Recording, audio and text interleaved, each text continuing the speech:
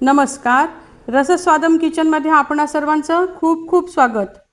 आज मी करते आहे आषाढ स्पेशल लाल भोपळा म्हणजेच कोहळ्याचे गोड घारगे आणि तिखट मिठाचे मसाला पुरी।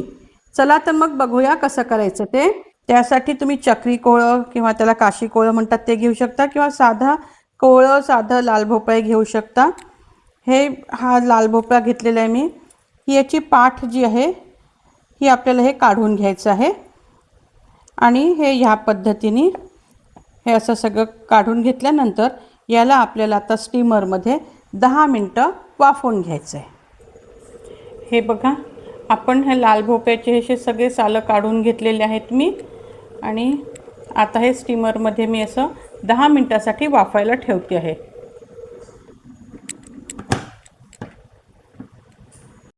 आज आपण 2 पदार्थ करणार आहोत कोहळ्याचे किंवा लाल भोपळा घेऊन। एक तर म्हणजे गोड घारगे आणि खारे घारगे किंवा खारे आपण त्याला मसाला पुरी म्हणू शकतो, पण त्यात आपण लाल भोपळा टाकणार आहे।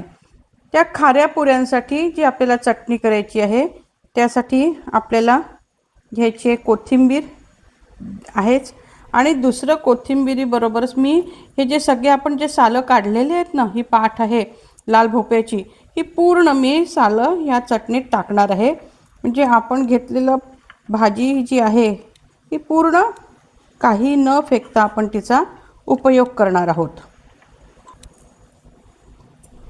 हे झाले कोथिंबीर, त्याच्यानंतर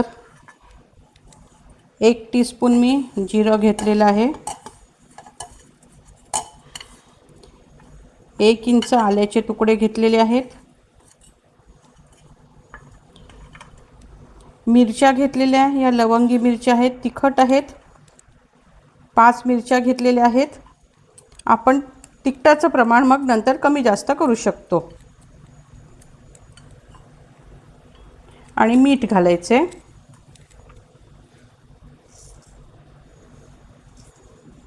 आता याला बारीक करून घ्यायचं। आता 10 मिनिटं झाले, आपण स्टीमरचं झाकण काढूया आणि बघूया। हे पहा किती छान शिजून गेले पाहते एकदम। आता गॅस बंद करायचा आणि याला थोडंसं थंड होऊ द्यायचं। हे आपले कोहळे आता छान थंड झालेलं आहे। आता आपण याला असं छान, तुम्ही हाताने पण करू शकता बरं, असं काही पावभाजीचे घ्यायची काही गरज नाही आहे। आपल्या हाताने पण आपण करू शकतो, कोणी काट्याने करतात, कसंही त्याला बारीक करता येऊ शकतं। हे या पद्धतीने असं हाताने केलं तरी काहीही हरकत नाही आहे। असं तुम्हाला जे जास्त पटकन होईल आणि जास्त योग्य वाटेल ती पद्धत तुम्ही वापरू शकता। हे बघा, आता हे छान असं आपण हाताने बारीक करून घेतलेलं आहे। आता हे आपण वाटीने मोजून घेऊया, म्हणजे मग जेवढं आपल्याला सगळं ह्याचं जे प्रमाण असतं, आज आपल्या कोहळ्याचं जर आता आपण शिजवून गर काढलेला आहे ह्याच्या प्रमाणाप्रमाणे आपल्याला इतर सगळं साहित्य घ्यावं लागतं। ते आता मी तुम्हाला दाखवते। हे पहा, हा 1 वाटी आपण कोहळ्याचा गर घेतलेला आहे शिजलेला आणि बाकी जो उरलेला आहे तो 2 वाट्या आहे।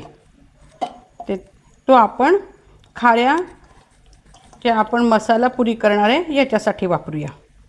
ज्या वाटीने आपण हे शिजलेला गर मोजला होता त्याच वाटीने तेवढाच समप्रमाण, अगदी 1 वाटी जर तुमचा गर असेल तर 1 वाटीच आपल्याला गूळ घ्यायचा आहे। हे पहा, आता हे असं छान मिक्स करून घ्यायचं।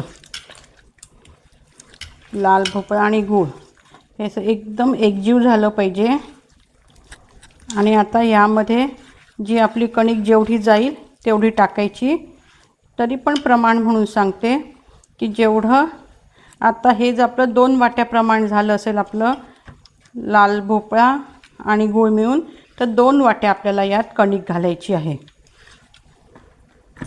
आता त्याच वाटीने आपल्याला आता कणिक म्हणजे गव्हाचं पीठ 2 वाट्या आपलं हे प्रमाण झालंय, तर 2 वाट्या आपल्याला गव्हाचं पीठ घालायचं आहे.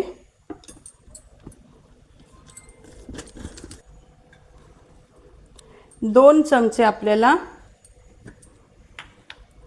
खुसखुशीतपणा येण्यासाठी म्हणून आपल्याला 2 चमचे म्हणजे 2 टेबलस्पून हा असा बारीक रवा घालायचा आहे. त्याच्यानंतर 2 चमचे बेसन घालायचं आहे. थोडंसं मीठ, गोडाला मीठ लागतं थोडंसं म्हणून. आणि आता याच्या आपण 2 चमचे तुपाचं मोहन घालूया. मी 2 चमचे आता कडकडीत तुपाचं मोहन घालते, साजूक तुपाचं. आता हे थोडंसं मिक्स करूया. तुम्ही आधी पण मोहन टाकू शकता, गूळ आणि लाल भोपळ्याचं जे मिश्रण आहे ते नंतर घालून. म्हणजे मग ह्याला तुम्ही हे छान असं आपण हाताला असं हे पीठ मोहन सगळीकडनं जर चोळून घेतलं पिठाला, तर ते पीठ खूप छान अजून जास्त चांगलं मुरतं. असं केलं तरी हरकत नाही, पण तसंही करायला हरकत नाही. आता मी वरवर हे असं चांगली मूठ होईपर्यंत हे मोहन असं मिक्स करून घेते. हे आता आपण असं हे एक सगळं करून घेऊया मिक्स. आणि आता हे मिक्स केल्यानंतर तुमचा गोळा कसा तयार होतो त्याप्रमाणे तुम्हाला कणकेचा अंदाज घ्यावा लागेल. हे आता असं आपला गोळा जमतोय की नाही हे पाहत जायचं, नाही तर मग कणिक मिक्स करायची आहे. आपला असा हा गोळा तयार होतोय. याला छान अजून मुरवायचं 1-2 मिनिटं. म्हणजे अजून छान जी काही आपली कणिक थोडीशी मिक्स व्हायची राहिली असेल ती छान अशी याच्यात ॲब्झॉर्ब होते. आता आपण याला 10 मिनिटं झाकून ठेवून देऊया. 10 मिनिटं झाले. आपण हे भांडं काढून घेऊ याच्यावरचं. आणि आपण मगाशी जे तूप टाकलं होतं की नाही 2 चमचे पातळ करून ह्याच्यात, तेच थोडंसं कढईला नंतर उरून जातं ते तूप असेल तेल असेल, हे उरलेलं जे तूप आहे तेच मी हातावर घेते आहे आणि तेच याला लावून हे थोडंसं चुरून घेणार आहे.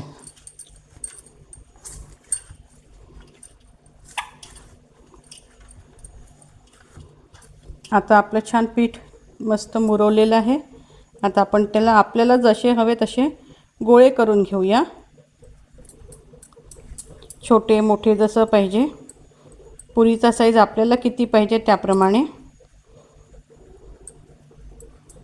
4-5 गोळे करून ठेवले आहेत मी. आणि आता ही खसखस घ्यायची, ही अशी एका प्लेन प्लेटवरती अशी टाकून घ्यायची, कारण आपल्याला याला खसखस लावायची असते. हे हे असं पकडायचं आणि याच्यावर दाबायचं. ही अशी खसखस सगळी लागायला पाहिजे. आणि आता याला लाटायचं.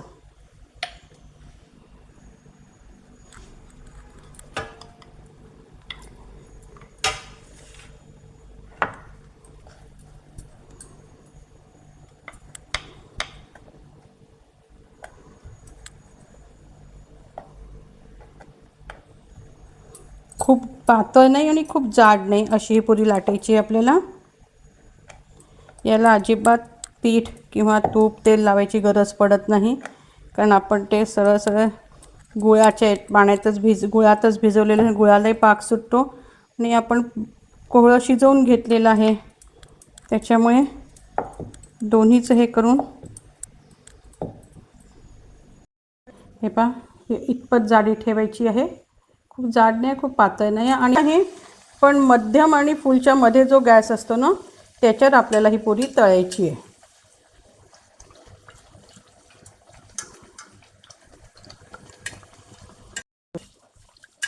अशी फुगायला लागली की लगेचच आपल्याला तिला पलटून टाकायचं, कारण गूळ असल्यामुळे नाहीतर ती अशी जळून जाते. आणि आता तिला मंद करायचं पलटवल्यावर, म्हणजे मग ती पुरी खूप अशी जास्त अशी जळकट लागत नाही.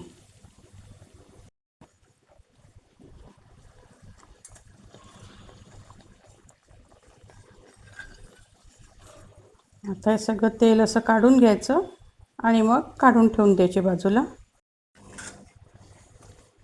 अशी आता ही पुरी झटकन पलटवायची, नाही तर मग काय होतं ते लगेच गुळाची असल्यामुळे ती जळल्यासारखी होते.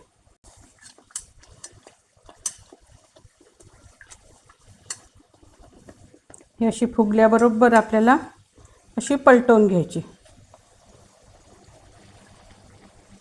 आणि आता गॅस एकदम कमी करायचा आणि पुरी आता काढून घ्यायची.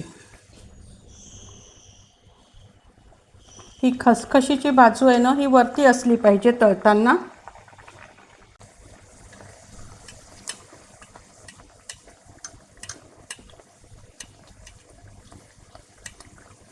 आता ही पहा कशी छान फुगायला लागली आहे. ती खसखस किती सुंदर दिसते. आता अशी फुगल्यावर हिला पलटवून टाकायची आणि पलटवल्यावर गॅस कमी करायचा. हे आपलं 2 वाट्या आहे कोहळ्याचं गर.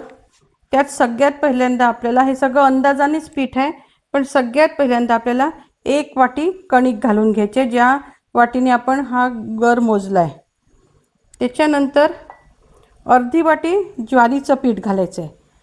ज्वारीचं पीठ घालत असल्यामुळे आपण यात मोहन घालणार नाही. आणि पाव वाटी बेसन घालायचं आहे.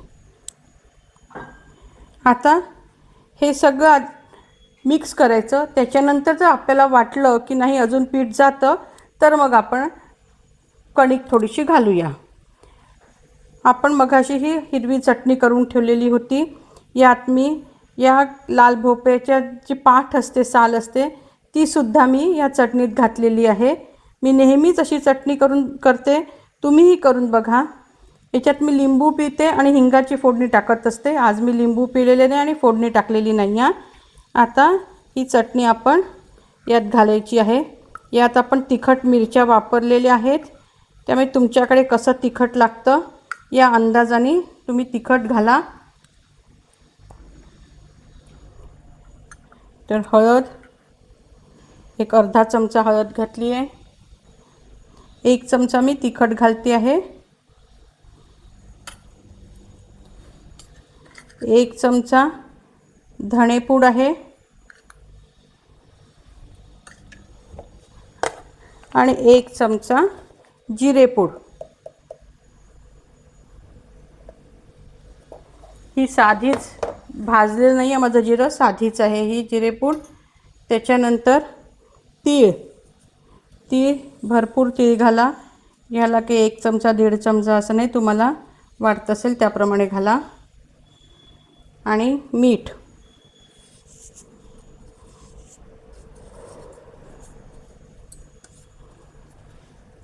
आता हे आपण सगळं असं छान यात मिक्स करून घेणार आहोत.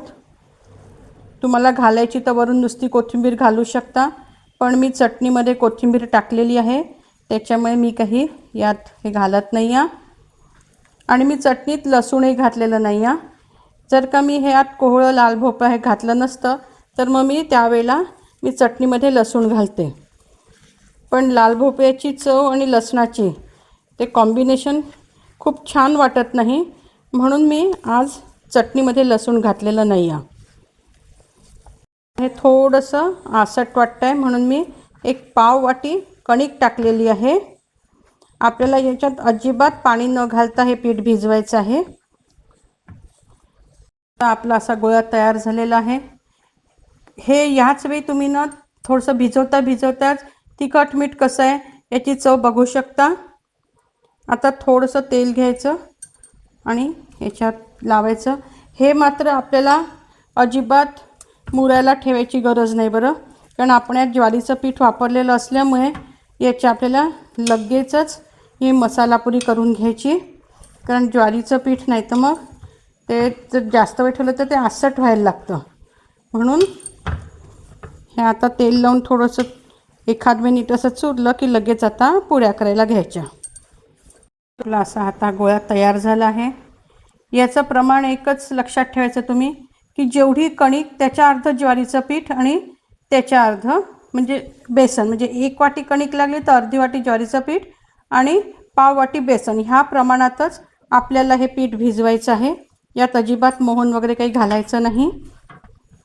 आपलं हे प्रमाण जे आहे, आपण जर कोहळं घेतलं त्या कोहळ्यामध्ये त्या गरामध्ये जेवढे पीठ आपल्याला ॲड करावं लागतं, आपण आधी 1 वाटी घेतलं, अर्धी वाटी 1 वाटी कणिक, अर्धी वाटी ज्वारी पीठ आणि पाव वाटी बेसन, पण त्याच्यानंतर जेव्हा आपल्याला तो गोळा आसट वाटला मग आपण ह्याच प्रमाणात घेऊन सगळी पिठं यात मिक्स करायची आहेत. आता आपण याच्या पुऱ्या लाटून घेऊया. तीळ घेऊन घ्यायचे आणि हे असे तीळ याला असे चिटकवून घ्यायचे आणि मग आपल्याला पुरी लाटायची.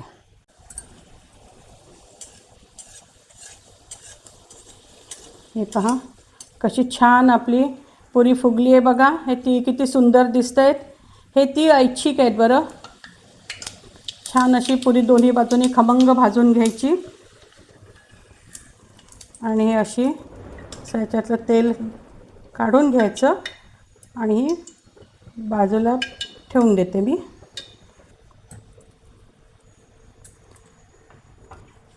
तर ही पण पुरी काढून घेऊया आपण. हा अजिबात पोळपाटाला वगैरे चिटकत नाही. ती किती सुंदर ती चिकटलेले आहेत. ती वरच्या बाजूने ठेवूनच आपल्याला पुरी टाकायची आहे. मध्यम आचेवर आपल्याला तळायची आहे.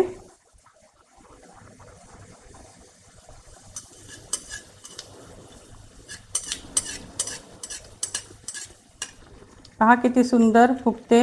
अजिबात मोहन नाही, काही नाही, तरी पण ही पुरी छान मस्त क्रिस्पी होणार आहे.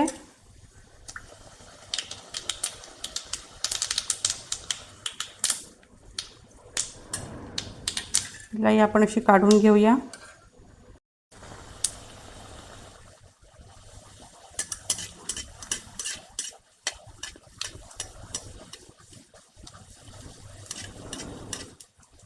अशा सगळ्या पुऱ्या खूप सुंदर फुलतात आणि एका साईडने झालं की मग दुसऱ्या साईडने त्याला पलटून घेऊया.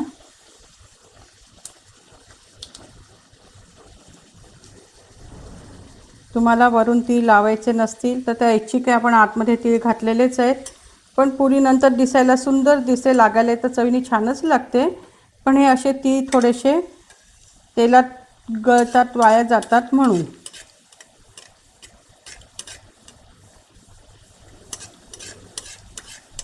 त्यामुळे जास्तीत जास्त असं वरच्यावर तेल टाकून पुरी आधी तळून घ्या आणि मग तिला पलटवायची.